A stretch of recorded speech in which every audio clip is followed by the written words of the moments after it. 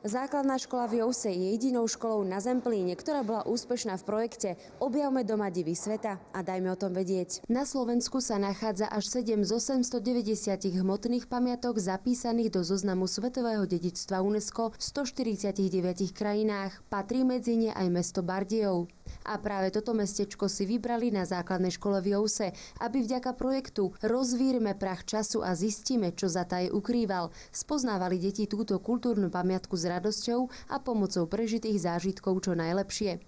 Celý projekt je garantovaný spoločnosťou Communication House Košice. Historické jadro Bardejov, konkrétne Radničné námestie, Mešťanské domy, erb mesta, vlajku, pečať, čiže história, ktorá siaha do toho stredoveku, to je vlastne hlavným cieľom a potom tie poznatky, ktoré získajú, podávať ďalej. To je taký veľmi dôležitý cieľ tiež, to znamená ďalším generáciám, či už doma, alebo vo svojom okolí, aby sa ľudia dozvedeli viac o tom, lebo nie každý sa s tou históriou stretáva v každodennom živote. V rámci projektu si tak každá trieda vybrala svoju úlohu.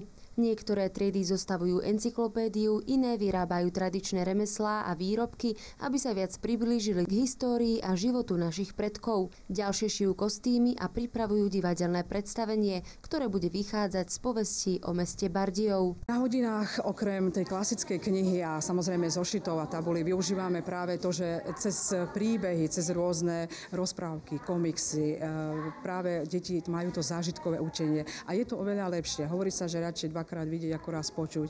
Preto viacej tak sa deťom vrie do pamäti, keď budú o tom cez zážitkové učenie. Čiže napríklad si zahrajú jarmok, potom ukážu diela, praktické ukážky, to, čo vytvorili. Väčšinou si deti zapamätajú také informácie, ktoré sú pre nich ľahké, čiže oni sa ťažko orientujú v tom časovom období vo vývoji historickom, takže pre nich sú tak, keď im niečo podáme, tak príbehom nejakým, tak to ľahšie si zapamätajú. Napríklad, keď je Katov dom a teraz porozprávame, aká funkcia kata bola v meste, čo všetko sa s ním spájalo. Ja z látky obkresľujem takúto kvetinku a potom s tým budeme ozdobovať šaty, budeme to vyšívať. To šijeme pre Richterovú ženu do divadla.